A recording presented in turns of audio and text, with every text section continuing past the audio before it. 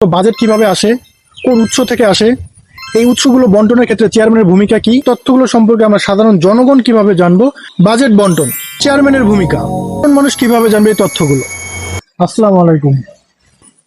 গত পর্বে আমরা জেনেছি একটি ইউনিয়ন পরিষদে মোটামুটি 8 ধরনের বাজেট এসে থাকে এবং এই বাজেটগুলো ঠিক কিভাবে প্রণয়ন করা হয়ে থাকে সেই সম্পর্কে আমরা বিস্তারিত জেনেছি গত পর্বে।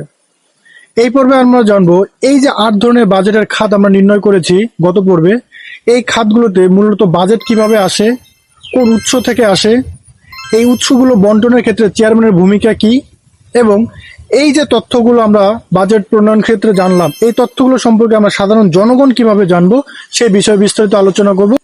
চলুন আজকের আলোচনা শুরু করা যাক। 8 ধরনের খাতের প্রথম বাজেটটি ছিল রাস্তাঘাট ও অবকাঠামো উন্নয়ন বাজেট। এই বাজেটের উৎস সম্পর্কে আমরা জানি। প্রতি বছর প্রায় রাস্তাঘাট অবকাঠামো উন্নয়ন বাজেটের জন্য প্রতি বছর একটি অর্থ বছরে মোটামুটি 40 থেকে 70 লক্ষ টাকা পর্যন্ত বাজেট এসে থাকে একটি মাঝারি থেকে বড় ইউনিয়ন পরিষদে। এই বাজেটের প্রধান উৎসগুলো হচ্ছে এডিবি থেকে আসে 10 থেকে 20 লক্ষ টাকা পর্যন্ত বাজেট, এলজিএসপি খাত থেকে আসে প্রায় 25 থেকে 40 লক্ষ টাকা পর্যন্ত বাজেট এবং কাবিখা বা কাবিটা প্রকল্প থেকে মোটামুটি আসে 10 থেকে 20 লক্ষ টাকা পর্যন্ত বাজেট। বাজেট বন্টন, সরকারের তরফ থেকে এই টাকা সরাসরি ইউনিয়ন পরিষদের ব্যাংক অ্যাকাউন্টে আসে।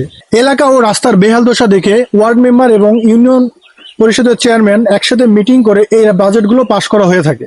চেয়ারম্যানের ভূমিকা, চেয়ারম্যান হলেন এই বাজেটের মূল বন্টনকারী বা তদারককারী।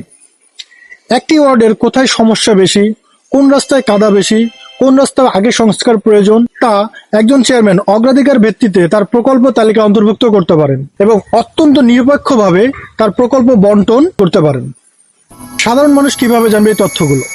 সরকারি নিয়ম অনুযায়ী প্রতি বছর বাজেট প্রণয়নের আগে একটি উন্মুক্ত বাজেট সভা হওয়ার কথা রয়েছে।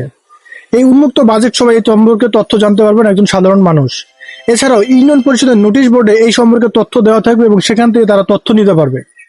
এছাড়াও তারা চাইলে সিটিজেন চার্টার নামে ওয়েবসাইটে তাদের তথ্যগুলো জানতে পারবে এই সম্পর্কে।